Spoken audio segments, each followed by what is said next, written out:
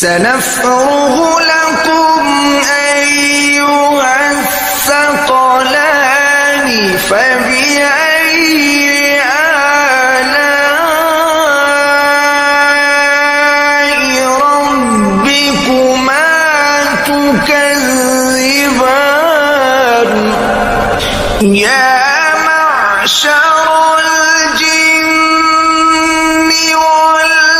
والإنس إن استطعتم